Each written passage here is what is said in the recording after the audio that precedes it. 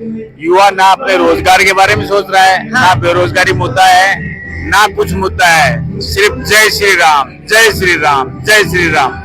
जय श्री राम के ऊपर सवार होके आप लोगों ने गलत किया है। सही तो माहौल तो ऐसा कि जैसा कि लग रहा है कि 2024 में मोदी जी वापस आएंगे। चाहे बीजेपी की है या कांग्रेस की है, आम जनता के प्रति तो कोई नहीं जाता है। सीट को तो नहीं बता सकता, लेकिन सरकार मोदी जी की ही बनेगी। बीजेपी सरकार ही बिजनेसमैनों की सरकार है। अगर कोई काम मोदी जी ने जनता के लिए किया है तो आप बता सकते हो कि ये काम किया है। मेरे पास तो कोई काम है नहीं बताने के लिए कि जनता के लिए काम किया है मोदी ने। तो मोदी जी को पूरा डर लगा हुआ है कि जनता जागरूक हो चुकी है, हमारी सत्ता जाने वाली है। बड़ा डर है कि अब हम दोबारा वापस नहीं आएंगे। इसीलिए जिन पार्टियों का कोई वजूद नहीं है, उन पार्टियों के लोगों को अपने साथ ले रहे हैं। जिनके ऊपर भ्रष्टाचार के आरोप लगाए मोदी जी ने, उनको राज्यसभा में भेज रहे हैं, उनको मुख्यमंत्री बना रहे हैं। किसी तरह से भी सत्ता पर काबिज हो जाएं। तो जनता जाग चुकी है।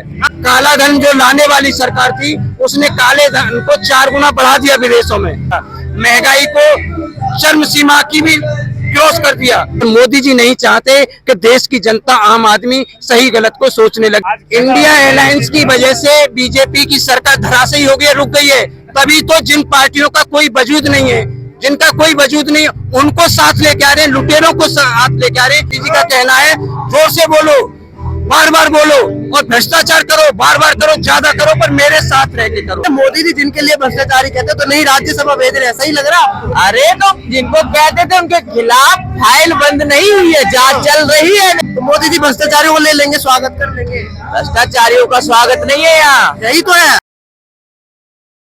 स्वागत है आपका, आप देख रहे हैं द मीडिया माइक और इसकी खास पेशकश आज 2024 में देश का मूड कैसा है, देश के लोगों के मन में क्या है, मोदी जी के कामकाज को लेकर कितने मुतमईन है और मोदी के कामकाज से कितने खुश हैं, या विपक्ष में बैठे राहुल गांधी या इंडिया अलायंस से क्या उनको दोबारा से सत्ता में वापसी ला पाएंगे, या तीसरी बार मोदी सरकार बनाने के लिए जनता तैयार है।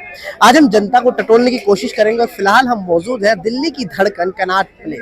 यहाँ पर हम जानने की कोशिश करेंगे और इंडिया अलायंस जैसा कि आपको पता ही है बन चुका है आम आदमी पार्टी और कांग्रेस पार्टी है, तो सीधी लड़ाई बीजेपी से होगी। और कनॉट प्लेस जो कॉन्स्टिट्यूंसी में आता है वो नई दिल्ली की में आता है, तो हम जानने की कोशिश करेंगे लोगों से कि उनकी क्या राय है 2024 के लिए।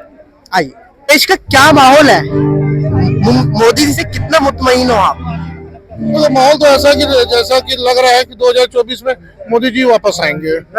जैसे उनके काम है और जनता का भी मूड एक तरह से कहो तो लगभग फाइनल लग रहा है। वैसे तो कुछ कहा नहीं जा सकता कि जनता ही सब कुछ है और जनता ही उनको वोट करेगी, लेकिन जहां तक मेरा खुद का ओपिनियन है कि लगभग 2024 तो आराम से निकल जाएगा। अब सीटों का क्या है, ये 19-20 कितना होगा ये तो बाद में पता चलेगा चुनाव के बाद। आराम से कैसे निकल जाएगा? राहुल गांधी जी एक तरफ करे तानाशाह सरकार है, बेरोजगारी चरम सीमा पर है, महंगाई चरम सीमा पर है, आप कह रहे हो आराम से निकल जाएंगे। जनता दुखी नहीं है क्या? देखिए जनता को तो क्या है, जनता को जो दिखाया जाता है जनता उसी को देखती है। जनता को जो आप दिखाओगे जनता वही देखती है। समस्या तो हर सरकार में होती है, लेकिन देखो कौन कितना समस्या को समाधान कर पाता है उस पर डिपेंड है। तो सरकारें कोई कहीं की भी आए, चाहे बीजेपी की है या कांग्रेस की है, आम जनता के प्रति तो कोई नहीं जाता है। लेकिन कुछ चीजें मोदी जी ने करवाई है, उसको ध्यान में रख के जहाँ तक मेरा मानना है कि कुछ कामें हैं ऐसे जिसको आप उनका श्रेय दे सकते हो। जैसे कि रोड के कामों में बहुत उन्होंने काम किया है, चाहे ग्रामीण क्षेत्र हो चाहे राष्ट्रीय स्तर हो, नेशनल। पहले तो रोड में जाना ही डर लगता था, अब आप दिन में भी चले जाओ, रोड में चले जाओ। हाँ, अब आप ये जरूर पूछ सकते हो क्वेश्चन, पेट्रोल ज्यादा है, तो जब गाड़ी ही पेट्रोल देने में मुझे नहीं लगता कि कोई प्रॉब्लम होना चाहिए, क्योंकि थोड़ी सी महंगा जरूर है, थोड़ा महंगा जरूर है, लेकिन जब आप सुविधाएं उपयोग करना चाहते हो तो आपको देने में कोई प्रॉब्लम नहीं है। कुछ सेक्टर ऐसे है, इंफ्रास्ट्रक्चर जैसे सेक्टर, जिसमें मोदी जी का काम जो उन्होंने कमिटमेंट किया है वो पूरा किया है। जैसे संसद भवन बना, बिल्डिंगें बनी, रोड बना, इंफ्रास्ट्रक्चर हुआ, अब तो इन चीजों में काम हुआ। विपक्ष जिस तरह से इल्जाम लगा रहा है कि बेरोजगारी, जैसे 2 करोड़ का रोजगार देने का वादा था लेकिन वो नहीं किया, अभी भी यूपी में पेपर लीक हुआ, और 2022 में किसानों की 2 गुनी आय हो जाएगी, 2022 तक हर घर छत होगी, पक्का मकान होगा। कहीं ना कहीं देखो काम करे हैं, लेकिन उस जो पोजीशन मोदी जी ने कही थी वहां तक नहीं पहुंचा। 2024 हो चुके हैं, 2 साल ज्यादा हो चुके हैं, लगता है आपको फेल हुआ है? देखो सर, ऐसा है कि अब जैसे अपने आवास के बारे में, तो प्रधानमंत्री आवास योजना लगभग हर जिलों में चल रहा है, ऐसा नहीं कि नहीं चल रहा है। कोई राज्य ज्यादा इंटरेस्ट ले रहा है। देखिए, इसमें केंद्र सरकार और स्टेट गवर्नमेंट का दोनों का टाइअप है। जो राज्य सरकार केंद्र सरकार के साथ सहयोग मिलकर काम करा रही है, वहाँ पर आउटपुट बेटर आ पा रहा है। जहाँ पर नहीं हो पा रही है, तो वहाँ पर उस हिसाब से काम नहीं हो पा रहा है। जहाँ तक बेरोजगारी का सवाल है, बेरोजगारी बहुत बड़ा मुद्दा है। ये फैक्ट बात है कि युवाओं को रोजगार बहुत कम मिल पा रहा है। तो देखो, अगर आप सोचो कि जब आपको सरकारी जॉब मिल जाए ना, मुझे तो लगता नहीं है अगर कांग्रेस की भी सरकार आ जाएगी ना, तो सेम यही होगा। आप स्वीकार करते हैं कहीं ना कहीं फेल हुए फिर? हाँ, ये भी है, मैं स्वीकार कर रहा हूँ इस बात को। 400 पार नारा है, लग रहा है? मैं सीट को तो नहीं बता सकता हूँ, लेकिन सरकार मोदी जी की ही बनेगी। क्या लगता है, सरकार मोदी जी की बन जाएगी? आप भी बता क्या बताऊं? आप, क्या माहौल लग रहा है आपको 2024 में? एक तरफ 400 पार का नारा लग रहा है और एक तरफ इंडिया अलायंस लगातार संघर्ष करती दिखाई दे रही है, जुड़ती जा रही है, जो बिखर रहे थे एक तरह से। मोदी जी ने अपने कार्यकाल में राम मंदिर बना के युवाओं को राम राज्य की ओर ऐसा अग्रसर कर दिया कि यहाँ किसी का और मुद्दे से कौन हो गए। और आप ये कह रहे हो मोदी जी प्रधानमंत्री, मैं कह रहा हूँ आज का टाइम जो चल रहा है और यही चलता रहा तो बीजेपी को 425 प्लस सीटें भी यदि एनडीए को मिल जाए तो आपको कोई आश्चर्य नहीं होना चाहिए। इसका कारण है युवा ना अपने रोजगार के बारे में सोच रहा है, ना बेरोजगारी मुद्दा है, ना कुछ मुद्दा है, सिर्फ जय श्री राम, जय श्री राम, जय श्री राम। अब इसको बेरोजगारी का पता कब लगेगा? जब जुलाई में, जून में नई सरकार बैठ जाएगी और जब जुलाई में महंगाई से सामना होगा ना, जब पता लगेगा ये जय श्री राम के ऊपर सवार होके आप लोगों ने गलत किया। सही जुलाई में महंगाई, बेरोजगारी, सारी चीज नौजवान भूल गए हैं, सिर्फ जय श्री राम मंदिर को लेकर। क्या कहेंगे इस राय? देखिए, बीजेपी सरकार ही बिजनेसमैनों की सरकार है। जिस चीज से बिजनेसमैनों को फायदा होगा वही काम करेंगे। मोदी जी ने आज तक 10 साल के शासन में वही काम किया है, हम दो हमारे दो। जिससे बिजनेसमैनों को फायदा होगा वही काम होगा, चाहे वो गरीब जनता को लूटे, चाहे देश की खनिज संपदा को लूटे, चाहे जो लुटेरी सरकारों ने जो सार्वजनिक संस्थान बनाए थे उनको बेचना पड़े या विदेशों में जाके मत्था टेकना पड़े किसी भी सरकार के सामने, काम वो वही करेंगे जिससे हम दो हमारे दो को फायदा पहुंचे। आज तक का मोदी जी का यही रिकॉर्ड है। अगर कोई काम मोदी जी ने जनता के लिए किया है तो आप बता सकते हो कि ये काम किया है। मेरे पास तो कोई काम है नहीं बताने के लिए कि जनता के लिए काम किया है मोदी ने। अगर जनता के लिए काम किया होता तो मोदी जी के अंदर इतनी बौखलाहट, घबराहट नहीं होती।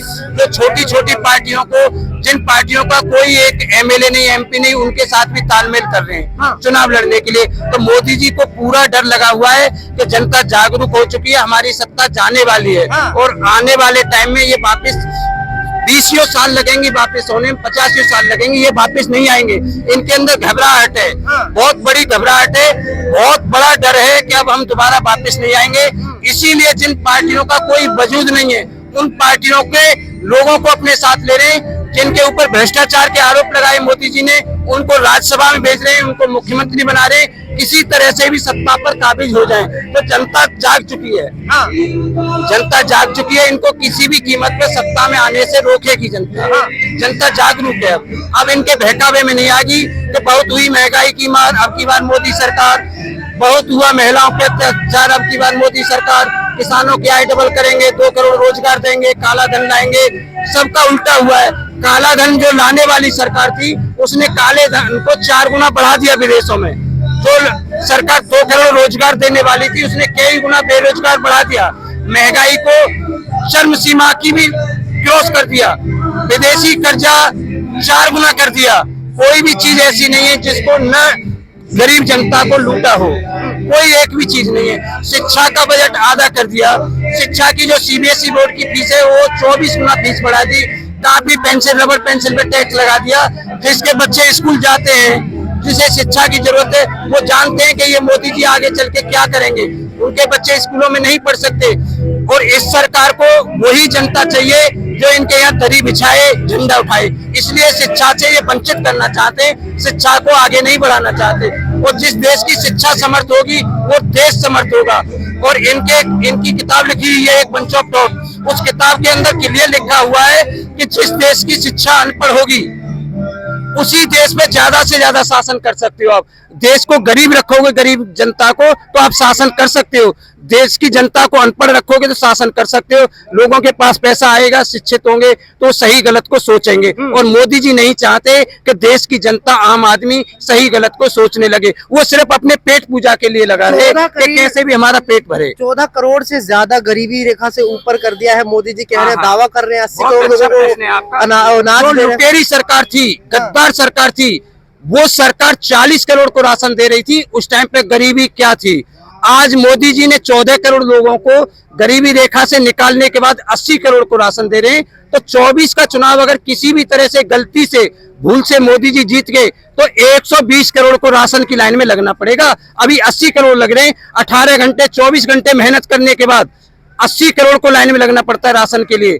और अब की बार मेहनत की मोदी जी ने और मेहनत सक्सेस कामयाबी हो गई तो 120 करोड़ को लाइन में लगना पड़ेगा। आप भी लाइन में लगने के लिए राशन की में तैयार रहना।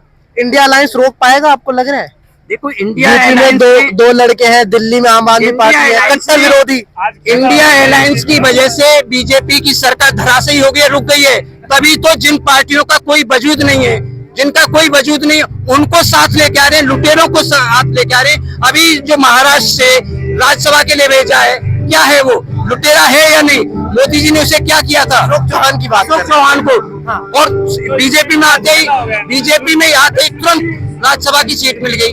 तो गद्दार लुटेरा कौन है? मोदी जी भ्रष्टाचारियों के संरक्षक हैं। मोदी जी का कहना है जोर से बोलो, बार बार बोलो और भ्रष्टाचार करो, बार बार करो, ज्यादा करो, पर मेरे साथ रह के करो। मेरे पास सब कुछ है बचाने के लिए। Modi washing machine, Modi washing powder है, गंगा की तरह पवित्र हो जाएंगे। मोदी की वॉशिंग पाउडर है। चलिए, कुछ कहना चाहेंगे? मोदी जी की वॉशिंग पाउडर मशीन है, भ्रष्टाचारियों को ले रहे हैं, राज्यसभा भेज रहे हैं। आप तय कैसे कर सकते हो भ्रष्टाचारी है वो? नहीं, आप पत्रकार हो क्या? हमने तय नहीं किया है। आपने तो बोला ये बात, भ्रष्टाचारियों को राज्यसभा भेज रहे हैं। मैंने तो नहीं बोला। अशोक चौहान जी गए ना, तो भ्रष्टाचारी है। मोदी जी ने खुद ही कहा था, मोदी जी ने खुद ही कहा था। तो आरोप लगे हैं, जांच चल रही है, फाइल तो बंद नहीं हुई ना। कोर्ट ने सजा सुना दी, सजा हो जाएगी, उसके बाद वो भ्रष्टाचारी हो जाएंगे। अरे मोदी जी जिनके लिए भ्रष्टाचारी कहते तो नहीं राज्यसभा भेज रहे हैं, सही लग रहा आपको? अरे तो जिनको कहते थे उनके खिलाफ फाइल बंद नहीं हुई है, जांच चल रही है मेरे मित्र। सरकार में रहते हुए जांच चलवाएंगे मोदी जी? नहीं चलेगी जांच, क्यों नहीं चलेगी? जांच चलती है। यही क्यों रहे हैं? बीजेपी की नीतियों से प्रभावित है वो, बीजेपी में आए, स्वागत है। तो मोदी जी भ्रष्टाचारियों को ले लेंगे, स्वागत कर लेंगे। भ्रष्टाचारियों का स्वागत नहीं है यहाँ। यही तो है। आप अशोक चौहान ले लो, आप अजीत पवार ले लो, आप हेमंत बिस्वा शर्मा ले लो, आप शुभेंदु अधिकारी ले लो, मैं और कितने गिनवा दूंगा आपको? तो आप ही तो कह रहे हो वॉशिंग मशीन लगी है, तो हमारे यहाँ वॉशिंग मशीन है, पवित्र कर दिया हमने उनको, कर दी, हाँ पवित्र कर दिया। पब्लिक कर रहे हैं। हाँ, क्या कहेंगे भाई? बात नहीं कहेंगे, कुछ कहेंगे? 24 में क्या माहौल है, किस तरह है? आप वोट नहीं देंगे? मोदी क्यों? मोदी को क्या अच्छा लगता है? मोदी अच्छा काम किया है, क्या काम किया? राम मंदिर जैसे, खाली राम मंदिर और और जैसे कि राम मंदिर के अलावा बताए